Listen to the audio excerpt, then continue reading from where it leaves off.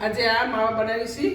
માવો બનાવે છે પછી આપણે પેંડામાં નડદિયા બધામાં નાખવામાં આવે ને એ માવો બને છે. તો એ માવો બનાવવા માટે મમ્મી લીધું છે આ 3 લીટર દૂધ. 3 લીટર દૂધ લીધું છે. દૂધ કયું છે મમ્મી? ભેંસનું ફૂલ ક્રીમ વાળું દૂધ છે ને એને. હવે એ 3 લીટર દૂધને ગરમ કરવાનું છે.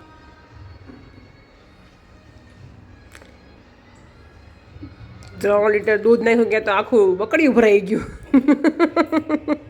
આમાં ઉતરે 700 ગ્રામ જેટલો માવો ઉતરે. 700 ગ્રામ જેટલો માવો ઉતરે ને 1.5 કિલો સમથિંગ. આ 3 લીટર દૂધમાંથી 1.5 કિલો એટલે ટૂંકમાં 1 લીટર દૂધમાંથી 250 ગ્રામ જેવો થયો ને માવો. 1 લીટર દૂધ લો ને તમે તો 250 ગ્રામ જેટલો માવો ઉતરે. બસ આ દૂધને આ રીતે ગરમ થતું હોય ને હલાવતું રહેવાનું. ફૂલ ગેસ રાખવાનો, હલાવી રાખવાનો. પછી બહુ ઘાટું થાય તે ધીમો કરી દેવાનો. નીચે બેહે નહીં એનું ધ્યાન રાખવાનું. સતત ચમચો હલાવી રાખવાનો. નીચે બેહે નહીં. ફૂલ ગેસ છે અત્યારે, કેમ કે ફૂલ ગેસ ઉપર રાખો ત્યારે તો ઉકળશે અને ફૂલ ગેસ ઉપર તે ગરમ થાય છે. અને મમ્મી જો ઉપરથી કન્ટિન્યુ એ તાવીથી હલાવ્યા કરે છે, નહીં તો નીચે બેસી જાય પાછું. એટલે કેમ મમ્મી?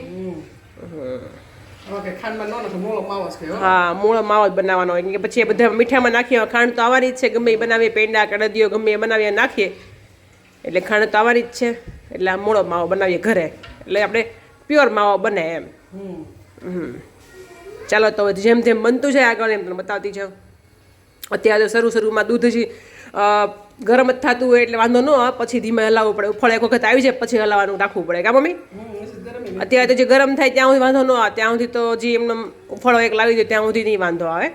પણ એક વખત ઉફળો આવી જાય ને પછી તમારે એને કન્ટિન્યુ પછી હલાવતું રહેવું પડે. કેમ કે ગેસ ફાસ્ટ રાખો તો જ દૂધ બળે, દૂધમાંથી પાણી બળે તો જ એનો માવો જલ્દી બને.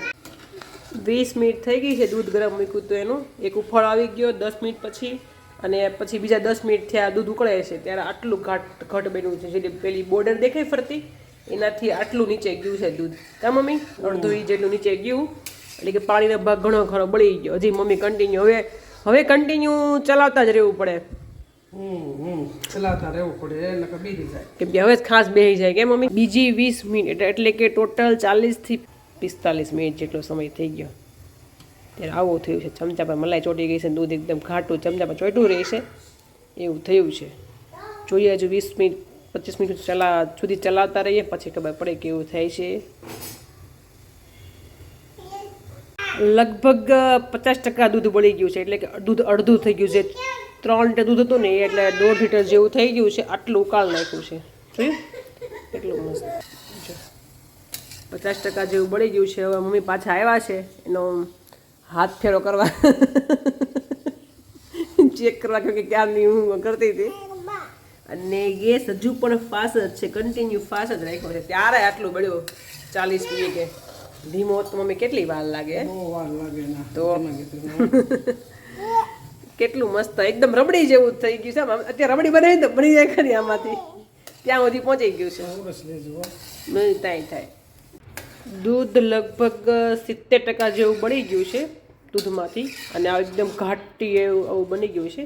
ત્યારે છે ને બે અંદર નીચે દાજવા કરશે, એટલે દાજે નહીં ને એટલા માટે મમ્મી એવું કહે છે કે આમાં 2 ચમચી મલાઈ નાખી દે. જો આટલી 2 ચમચી મોટી ભરીને મલાઈ નાખી દીધી છે. 2 ચમચી મલાઈ નાખી દીધી.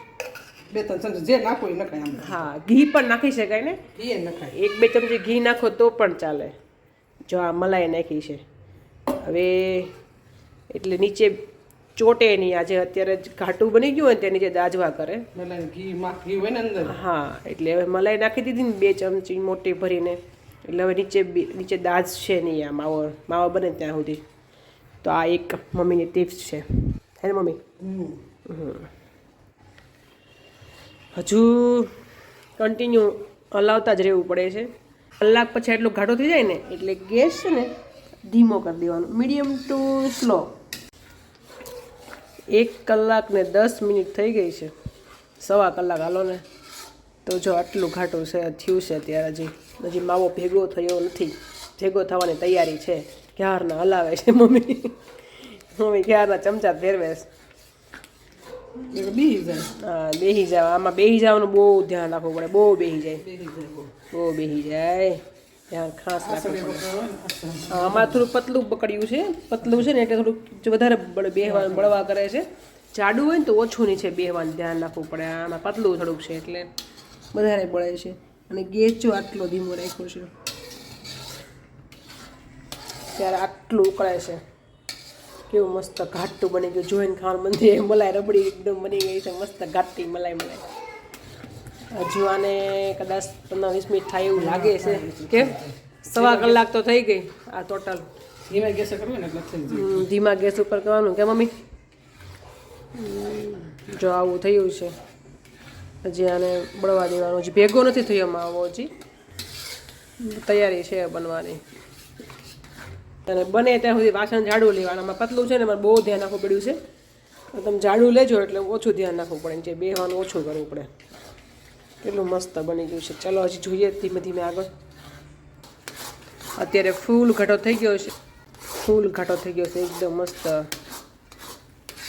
હજુ કેટલી વાર લાગશે મમ્મી? હવે 10-15 મિનિટ બહુ વાર લાગે. 10-15 મિનિટ હજી આને ઘાટો થવા દેવાનું. માવો બનતા બહુ વાર લાગે હો એમ તો. 2 કલાક સતત થાય. ખાવું સારું લાગે પણ આ બનાવવું જ વાર લાગે. ખાવું તો કેવું સારું લાગે, તો ફટાફટ સવાર ઢેફલા વળી જાય મોઢામાં. પેંડા વાળા ને એવું ખાવા દેવું પડે. કેટલો મસ્ત કણી કણી થઈ ગયો છે ને એકદમ.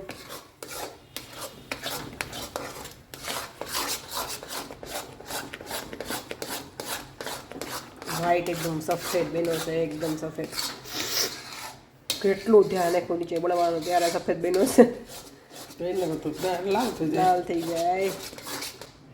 1.5 કલાક થવા આવી છે. 1.5 કલાકે માવો બની રહે.